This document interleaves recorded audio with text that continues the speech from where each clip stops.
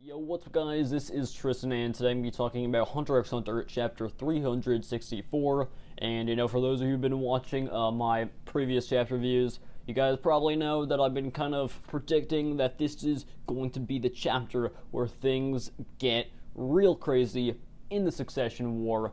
I'm not sure if that's going to be true or not, so I'm going to go read the chapter and come back and, talk about the chapter. Alright, so I just read the chapter, and it wasn't the declaration of war basically going up super steep on that flowchart type of thing that I expected, but it still was a really good chapter.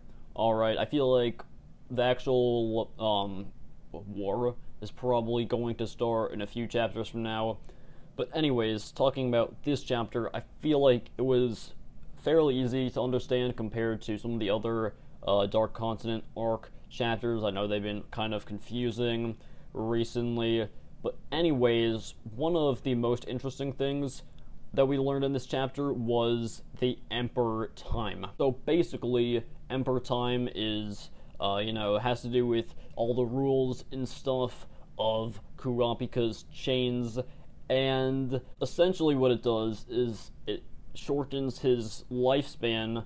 It's pretty hard to kind of explain it. It's kind of easier to just read it. I'm not too good at explaining stuff in general, so check out that chapter if you haven't already, because I'm gonna spoil it. Anyways, so the thing that really struck out to me is Kurapika was all saying this stuff about the Emperor Time, and he was like, I might die. And this got me thinking, what if Kurapika died in this chapter? That would be insane, because Kurapika has been there with the homies since, I believe the first chapter. He was there before the Hunter exams, with his boys Gon, Killua, and Leorio. By the way, I read online somewhere, not sure how accurate this is, but I've heard that Leorio is supposed to be, have some straight up OG moments in this arc. I'm beyond hyped to see that. I mean, Leorio is a pretty dope character. I feel that he is one of the most unique and compelling characters probably in all of manga. Just the whole story that he kind of wants to be a doctor, and he sort of likes to keep to himself a lot. Very interesting stuff. I feel like he definitely has a lot of potential as a character, and if this arc is a very heavy Leorio arc, I am excited. Alright, I want to see Leorio's story. There was also a fight between Kurapika, and he was basically teaming up with that other guy with the white hair that was sort of swirly-ish, but it was also somewhat spiky at the, you know who I'm talking about. They were teaming up and fighting the guy with the big old head. That guy was kind of weird, didn't really care too much for him, but I like the fight. Alright, I like to see fights in Hunter x Hunter. It kind of just breaks up some of the heavy narrations. It almost feels like my boy Togashi is about to write the next chapter. He sees my video where I'm like, it's good. I feel like they should kind of just, spread out the explanations, which is what I said in my last video. And he's like, man, what if I actually took some of those explanations and maybe I just spread them out throughout a few different chapters instead of just dropping a novel all at once.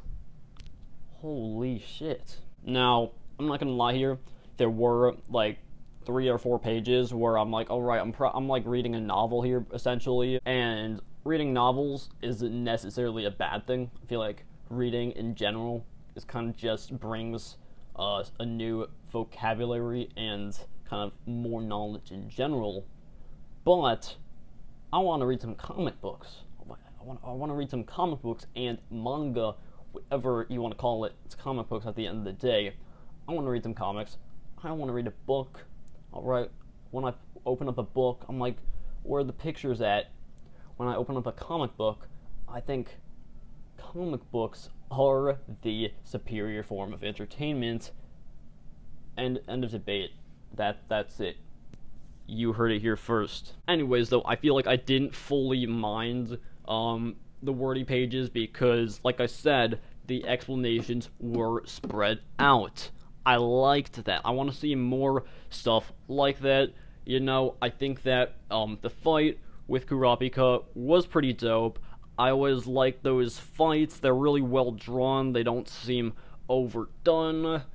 I feel like I want to see some more fights, but Togashi is a G, and, you know, he puts story over just mindless fights. He kind of likes to take the fights and give the meaning, alright? For instance, back in the Chimera Ant arc, the end battle, like the big war, which was, by the way, one of the best manga fights of all time, that fight wouldn't have been as phenomenal if we didn't see the big lead up to it. Alright, that's basically what it boils down to. Anyways, guys, that's pretty much it for this video.